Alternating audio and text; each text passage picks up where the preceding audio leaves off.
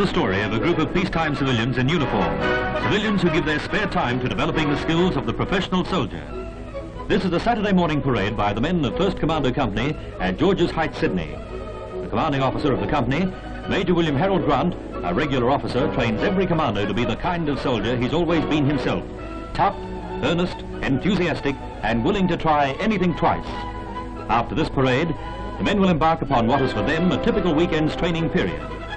The men of 1st Commando Company come from all walks of life. Amongst them are doctors, lawyers, clerks, salesmen and tradesmen. Every one of these men has been selected only after a successful interview with a commanding officer. This is a company of specialists, specialists in the cool, audacious type of fighting which the commando is emotionally fitted to undertake.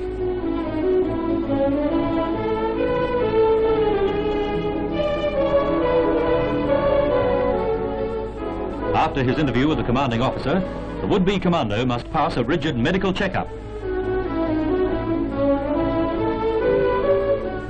He must survive a psychological test which has been designed to discover how suitable the recruit will be for acceptance as a member of this specialist unit. If he passes through the rigid series of tests and checks, the volunteer, at a simple attestation ceremony, formally becomes an embryo commando.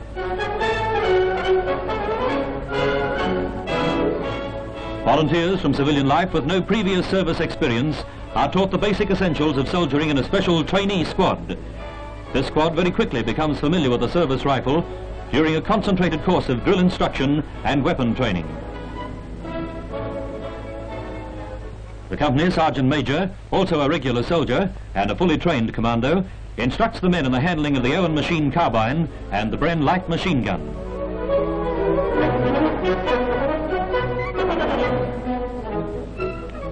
The men study the revised International Phonetic Alphabet as a part of a signals course during which they learn to use the Aldous lamp as a heliograph or as a battery-operated night signalling device.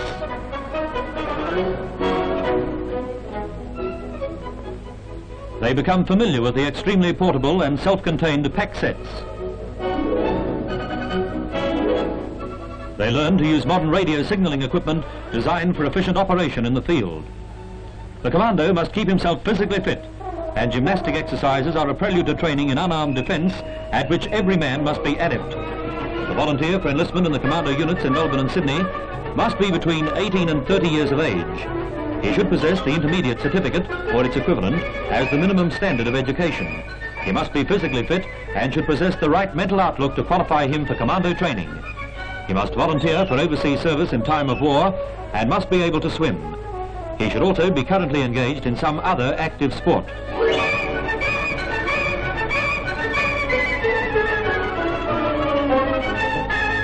All commando ranks are trained to rope across streams, to rope up and down cliffs and across crevices, and to negotiate the most difficult types of terrain. The men gain their initial experience on parallel and single ropes.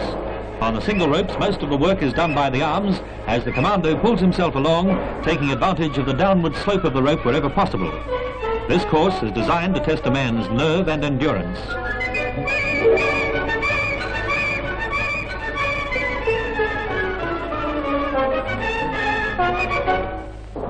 To qualify at a passing out test, the men must be able to jump a 9 feet wide ditch and land on both feet. For the jump, he must scale a 6 feet wall, and using the fireman's carry, he must be able to carry a man of similar build and weight 200 yards in 1 minute 45 seconds. Those are some of the battle efficiency tests for the regular army laid down by the military board. But the commando's training takes him much further with this type of activity. It is every commando's ambition to win the Green Beret, and the scramble course is one of the many tests at which he must qualify. The main aim of this course is to test the physical and mental stamina of the man, to develop his physical fitness, and to increase his ability to move quickly over rough country. The qualification test for the Green Beret is carried out in full battle order over this course, and it must be completed in 16 minutes. Times of less than 10 minutes have been recorded.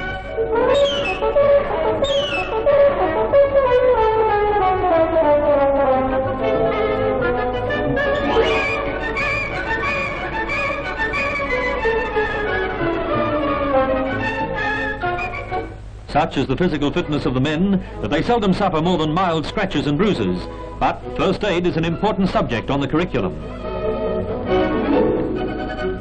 A number of different types of small portable craft have been developed for commando work, and watermanship occupies a large part of the time spent in training a commando. The Mark I 3-star canoe has been specifically designed to be carried in a submarine. It is ideally suited for the landing of small clandestine forces on enemy-held coastlines.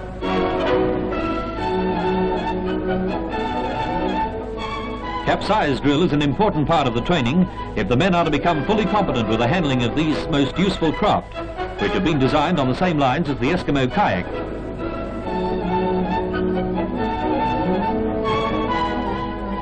The men are afforded some protection and are able to remain for some time beneath their overturned canoes. Then comes the drill for the regaining of their canoes. The commando unit will soon embark upon the training of its personnel as frogmen, in addition to the wide range of skills they already possess. The most suitable men will be selected for training as underwater swimmers. The commando canoe will carry 2 men in battle order, plus 250 pounds of stores. It can be paddled at between 2.5 and 3 knots and weighs about 100 pounds. A special drill has been developed to land the commandos on rocky coastlines from these canoes. These exercises are initially carried out in daylight, but later as the men become increasingly proficient, the handling of these craft will be carried out at night, since commando work usually takes place under cover of darkness.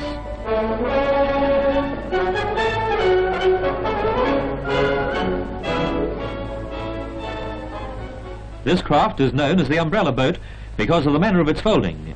It can be propelled by oars, sail or outboard motor, and has been designed for long-range reconnaissance work and for the landing of complete parties where it's not desired to use a number of canoes.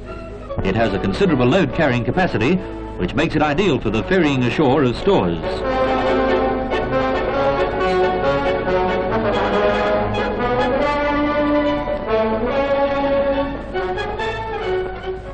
The inflatable Zodiac Type 3Z consists of inflatable rubber buoyancy tubes. The Zodiac 10Z, a larger version, will carry from 5 to 7 persons for long-range work or 10 persons for shorter journeys. An LCVP, or Landing Craft Vehicle personnel, is used for amphibious training on Sydney Harbour.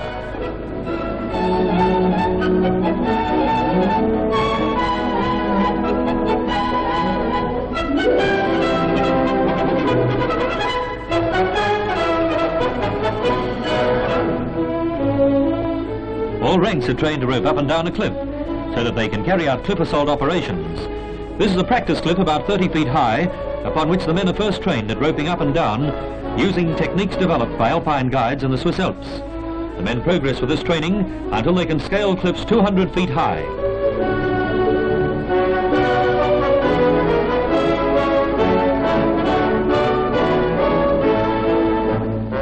Now speed marching with Major Grant as the pace setter. The commanding officer of this company has not asked his men to attempt anything which he has not first demonstrated himself. The commando is trained in all infantry subjects, including field craft and map reading. At this map reading class, Major Grant deals with the use of the prismatic compass and the principles involved in using it to take a bearing.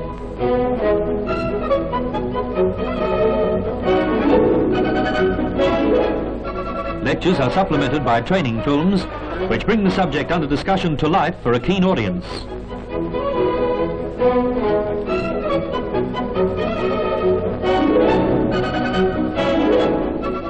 As their training progresses, the men attend a 2-week CMF basic parachutist course at Williamtown, New South Wales, where, under instruction from RAAF and Army experts, they carry out preliminary ground training and landings, jumping from a doorway, a fan controlling the rate of their descent.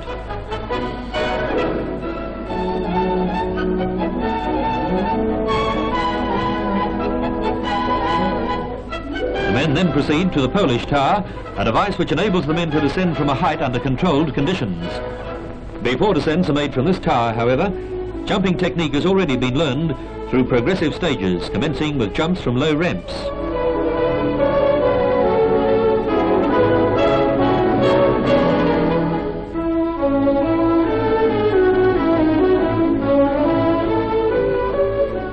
From time to time, tests are carried out for those who feel that they are capable of attaining the coveted Green Beret.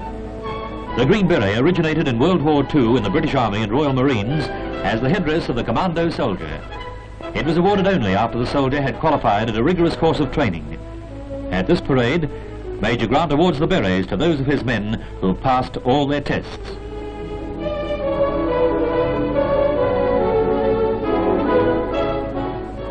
Time now to put some of the lessons learned into practice during an exercise simulating an operation which would be routine work for fully trained commandos. The men are thoroughly briefed by Major Grant. The exercise will involve the cooperation of the Royal Australian Navy and the Royal Australian Air Force. Within the submerged submarine, Telemachus, the commando party is further briefed by its section leader.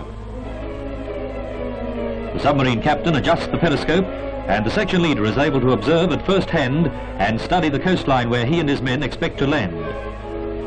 The canoes, which have been stowed in the forward compartment of the submarine, are slid up through the torpedo loading hatch where sailors are ready to help launch them.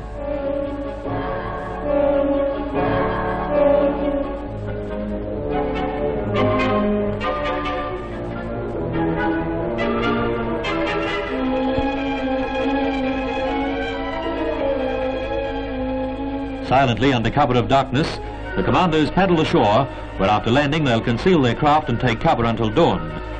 This is to be a raid designed by the very nature of its audacity to take the enemy completely by surprise.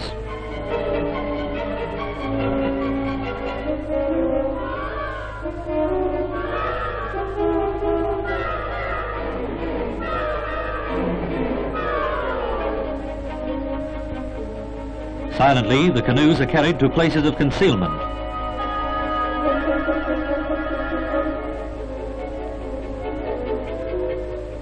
At dawn, the second party of commandos is dropped by the Royal Australian Air Force.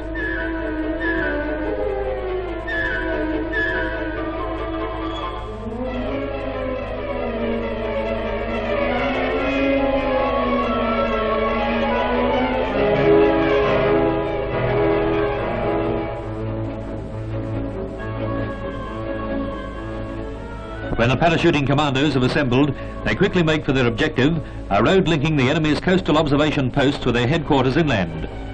It will be the purpose of these commandos to prevent any movement on this road until the sound of an explosion indicates that the waterborne party has carried out its mission, which is to destroy the observation post.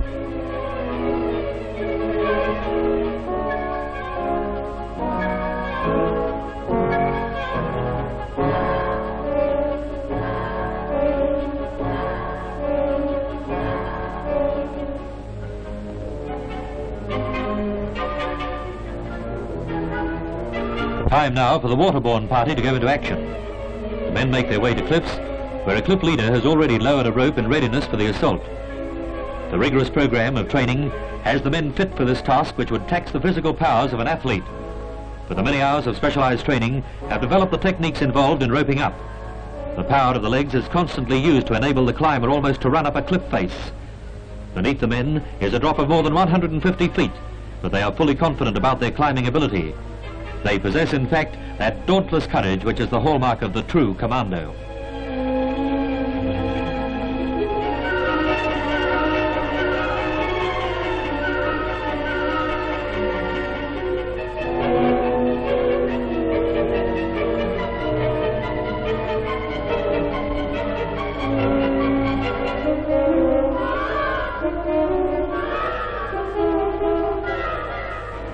The guards are unsuspecting and have relaxed their vigilance, permitting members of the waterborne party to approach undetected.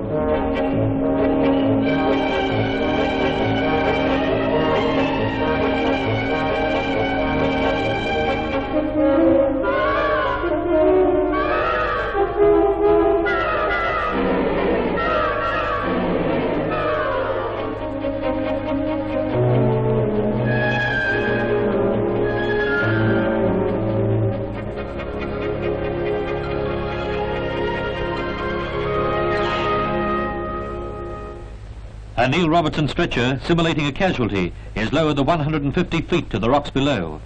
The attendant commando does not use a rope, and he accompanies the stretcher to avoid further injury to the casualty.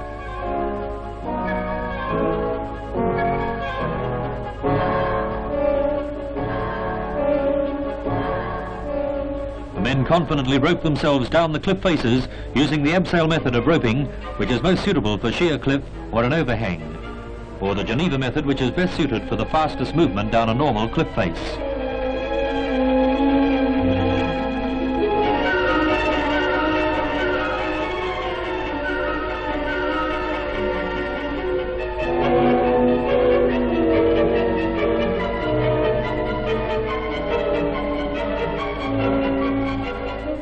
The two commando parties link up and move to the water, where they'll be taken off by canoe.